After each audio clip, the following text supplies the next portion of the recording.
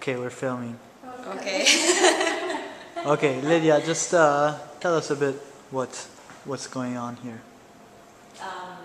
Okay, so EcoRedux is an exhibition that starts from a historical exploration of material experiments that happened in the 60s and 70s.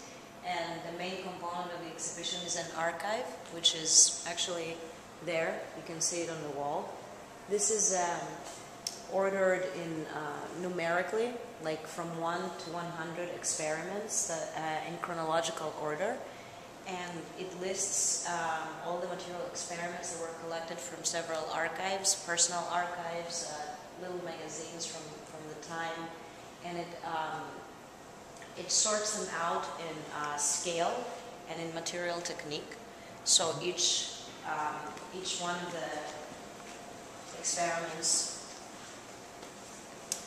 you can see, is sorted out in a certain technique that it uses, which is a technique that is explored as an ecological strategy. So this one is pneumatics and in a scale. So this is the kind of numerical listing of the experiments in chronological order. And then, again, recreating the archive, there are the genealogies, which synthesize these experiments in groups and in clusters, so that you have a visual representation of how they kind of play out in time and in scale, and how they cluster in different material techniques. There we have it's the same information is online. So in these panels, I'm sorry, I'm making you go around all. I don't know. Not a problem.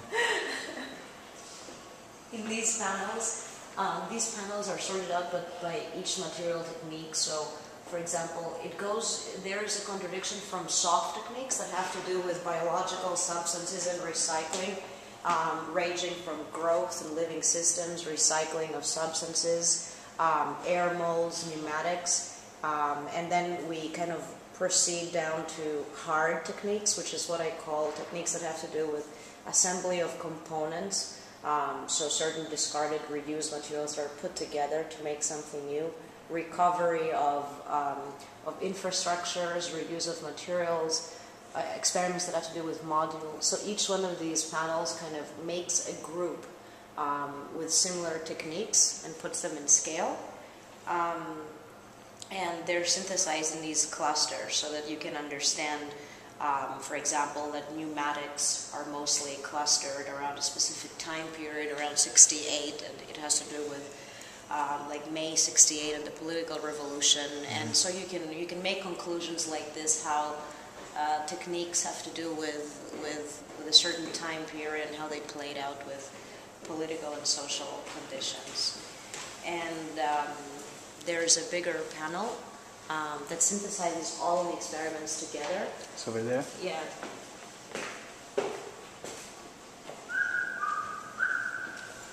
Which is this panel. And it kind of creates a visual landscape of information from this historical archive.